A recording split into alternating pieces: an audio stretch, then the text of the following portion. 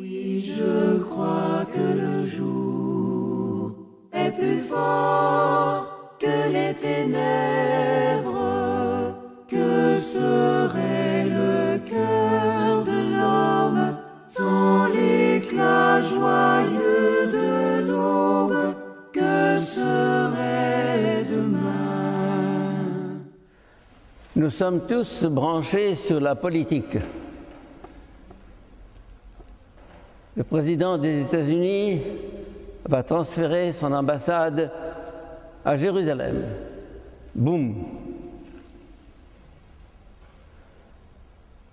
Nous sommes tous penchés sur les bouleversements qui se font, qui se passent sur la scène politique, à travers les médias, et on attend les développements. Qu'est-ce qui va se passer?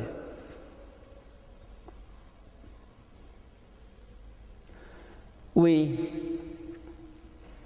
il va se passer, on ne sait pas trop, mais est-ce que c'est ça l'essentiel? Est-ce que c'est dans la politique que se joue l'avenir du monde?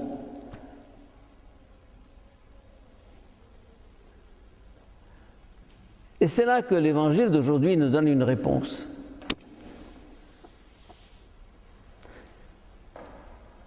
Le chemin du Seigneur ne se prépare pas par la politique. S'il se préparait par la politique, Jésus se serait engagé dans la politique.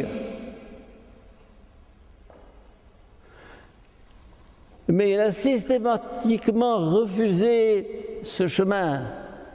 Ce n'est pas son chemin. Ce n'est pas là que ça se joue. Ce n'est pas sur la place publique. Ce n'est pas dans les congrès internationaux. Ils ont leur place, ils ont leur rôle, ils ont leur importance. Mais ce n'est pas là que se joue l'avenir du monde. C'est là, en moi, dans mon cœur. Préparez le chemin du Seigneur, nous dit Isaïe. Préparez le chemin du Seigneur, nous dit Jean-Baptiste. Oui, évidemment, on le prépare par notre activité. Elle est importante, notre engagement professionnel, social, quel qu'il soit, est important, oui. Mais finalement, c'est ici que ça se joue. C'est dedans. Et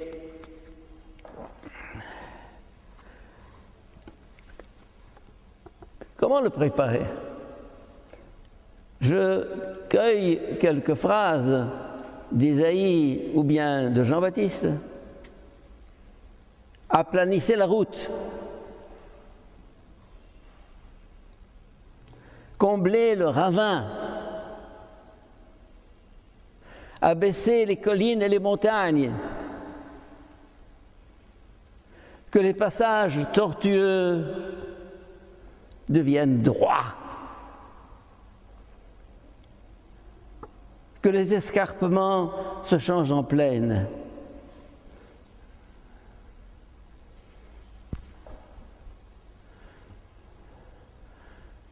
Ce qui fait que la politique échoue, c'est qu'elle est bourrée de mensonges, d'hypocrisie, d'égoïsme, d'intérêt personnel.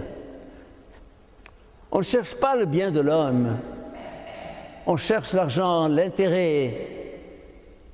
Alors tout va mal.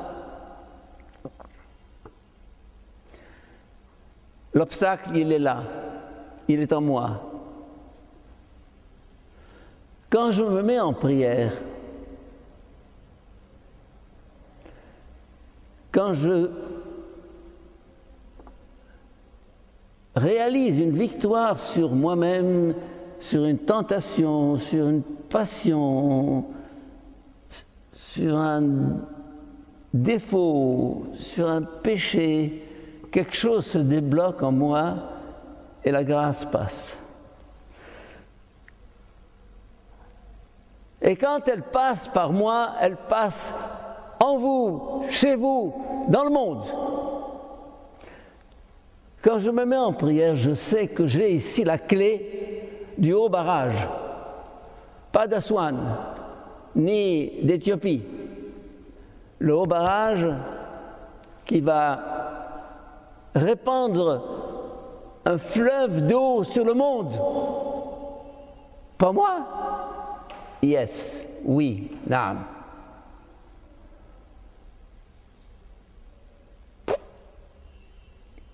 Qu'est-ce que tu te crois? Quand je dis moi, je dis toi. Je dis toi.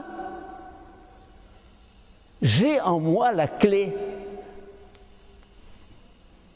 d'un monde nouveau. En moi.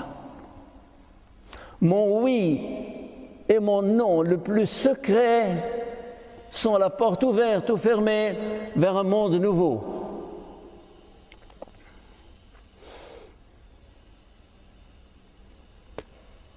Extraordinaire.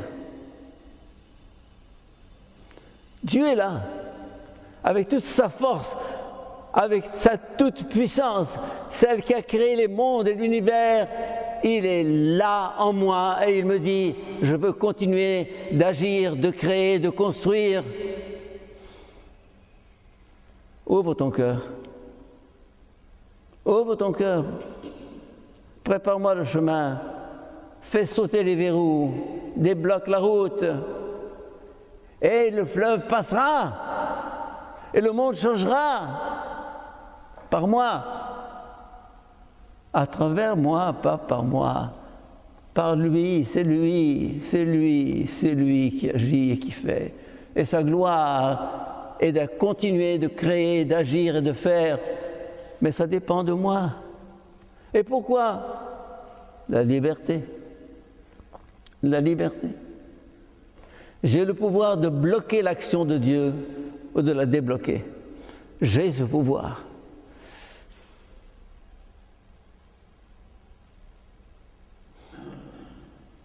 On se demande parfois, à quoi sert la prière? Je prie, tu pries, à quoi ça sert? Qu'est-ce que ça change? Ça change tout. Encore une fois, ce n'est pas sur la place publique ni dans les congrès internationaux que le monde change. Que de congrès, que de décisions. Et ça recommence.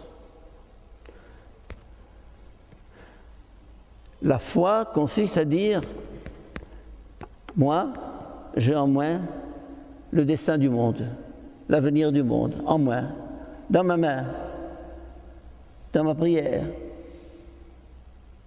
Seigneur, je t'ouvre la porte, agis, passe, inonde, submerge, transforme, crée ce monde nouveau dont parle Saint Pierre dans sa deuxième épître aujourd'hui.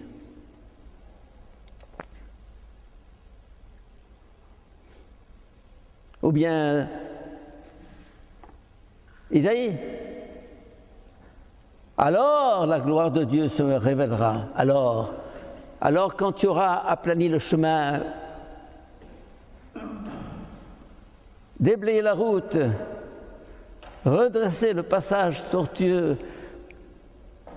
le mensonge qui habite la politique, le mensonge qui habite les médias, la désinformation généralisée, le mensonge dans nos rapports les uns avec les autres. Non, droit. La droiture, les prophètes, Saint Jean, Jésus nous appelle à être droits.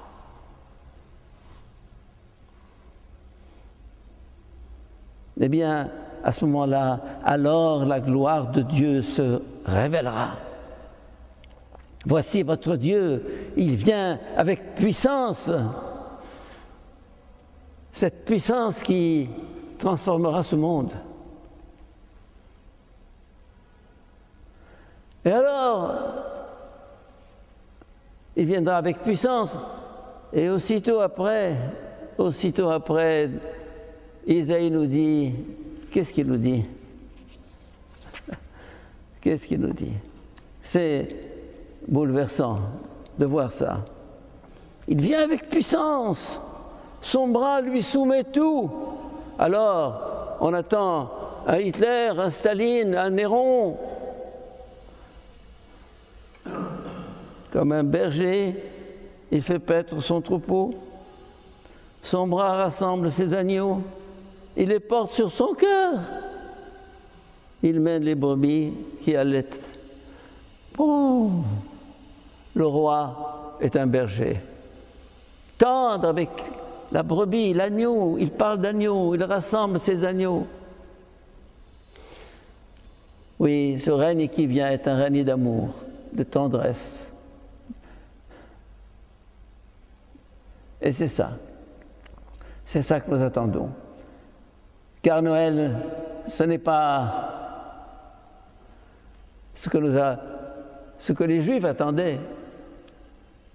Et Noël, c'est le petit enfant qui vient dans la faiblesse, dans la fragilité, dans l'impuissance. Alors, mes chers amis, comme je le disais la semaine dernière dans mon homélie, c'est moi qui ralentit ou accélère la marche de l'histoire.